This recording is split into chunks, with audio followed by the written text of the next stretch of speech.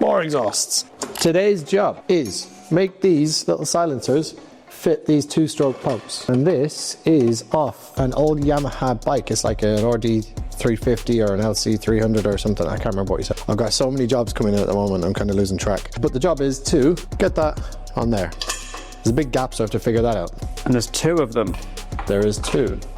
Two exhausts, two silencers. I do notice that these convertery bits here at the end are galvanized, and galvanized stuff doesn't weld very well. So what galvanized steel is, just normal mild steel, but it's been heated up and then dropped into liquid zinc, and then the liquid zinc sticks to it to stop it rusting.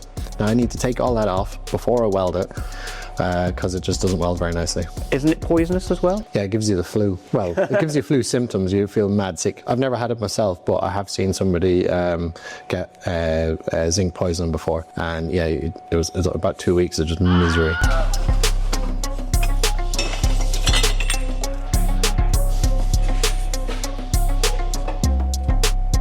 So we don't have any restrictions coming through here with the exhaust, because two strokes are funny old things. They really rely on the exhaust shape being correct. The back pressure, yeah.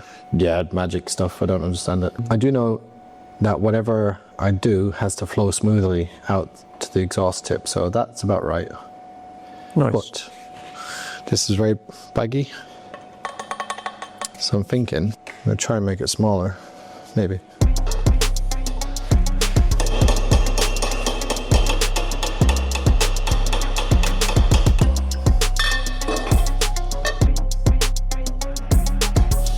Don't think it'll be enough.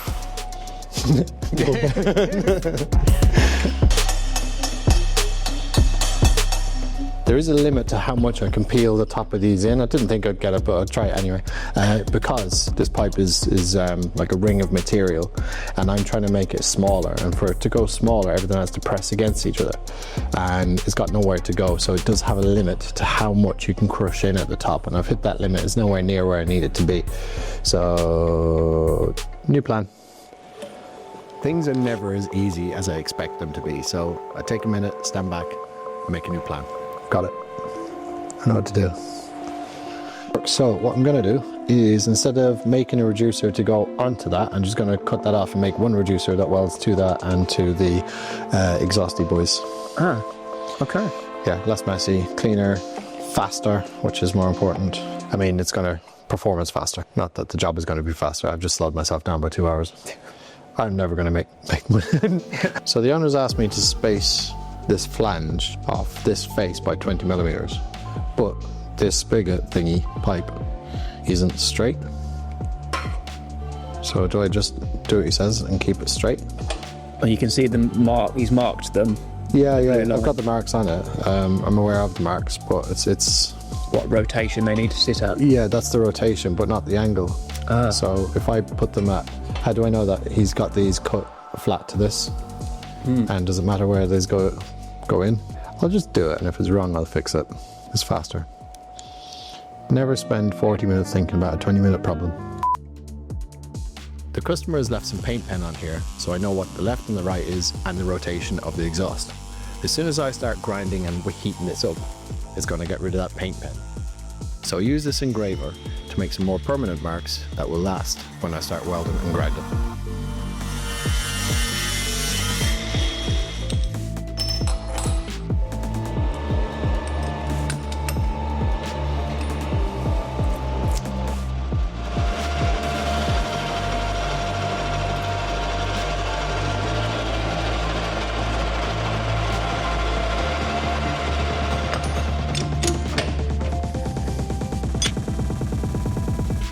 So we've taken the weld off, but a little bit of pipe is still stuck in because there's a tiny little bit of weld, like the penetration from the weld has gone down in through the pipe, which is not a problem. It's very thin. We'll pop that on there. And it'll fall out first time, nice and easy. Every time. Hey, there we go.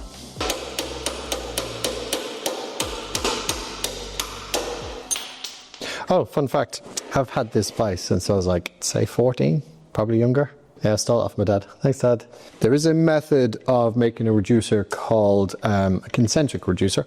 You can do the math and the paperwork and the patterns and stuff, or you can just cut a piece of pipe with an angle grinder and beat it into the right shape. And that's what I'm going to do now.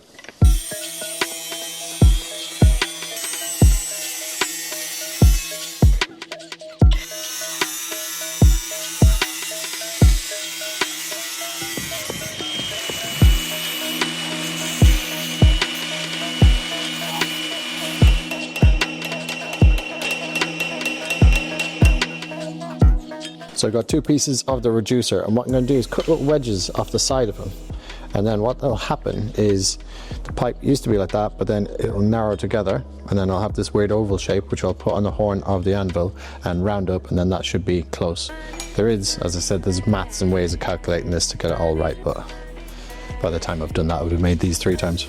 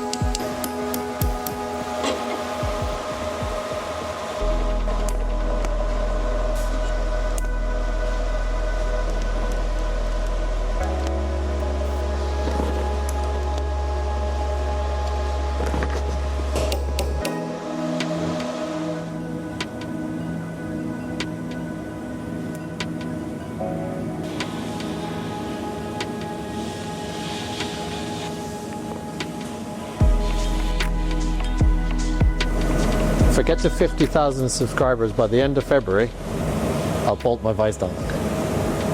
What would be more interesting to me is if you just watch this video on as many different devices as you can.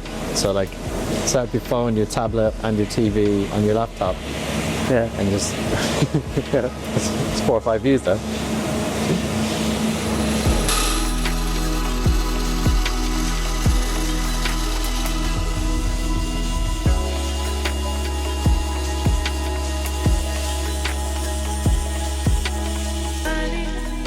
We've recently got a new sponsor that you probably already know, called Flex Tools. Now, I've been working with Flex Tools, or using Flex Tools, since I was very young. I always liked them because they were quite robust. But recently, they've come on to help the channel. And they're asking us to promote it in, in a way. You know, we got a spiel to stay, and it's very salesy, it's very advertising, and I don't like that. But what I will do is talk about how I feel about the tools. It's an angle grinder. Everybody knows what an angle grinder is. It's an angle grinder. But why am I choosing this over something else? Because I was using another manufacturer's, which I can't say for obvious reasons. I was using another manufacturer of angle grinders, and I was getting through 2 or 3 a year and 2 battery drills a year. And I've been using these ones for 1.5 years, maybe 2 years. And it's been the same one. That's the first angle grinder I got from Flex. I paid for it myself, and I still have it. It's still perfect. I did lose the guard off it somewhere, but I just don't use it with a cutting disc. But if you are considering moving manufacturer, seriously, have a look at Flex. It's really, really robust stuff, and the range is growing all the time, and it's just, yeah, consider it. It's really good. Buy Flex tools because they're cool.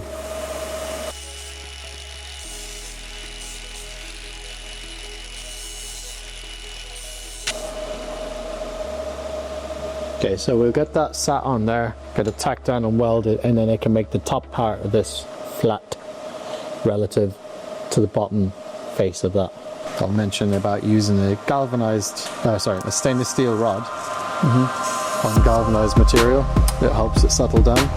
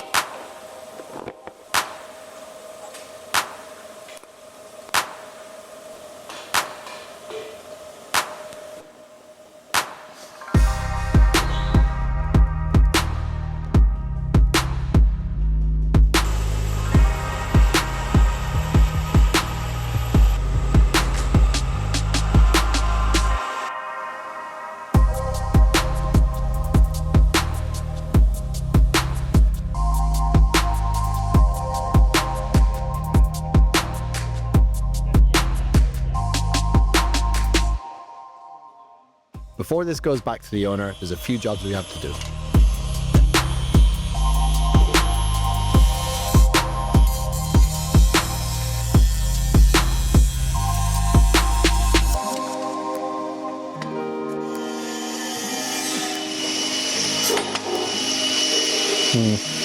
Maybe I should use something a bit more suitable. Huh. There we go. Much better.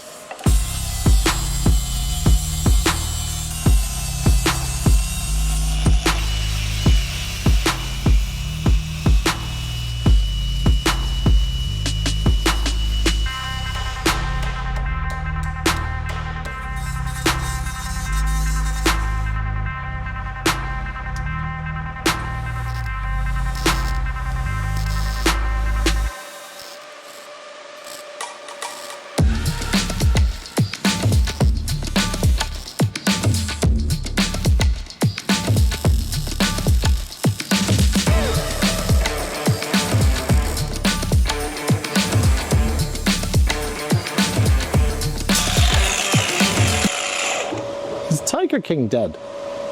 No, he's in prison.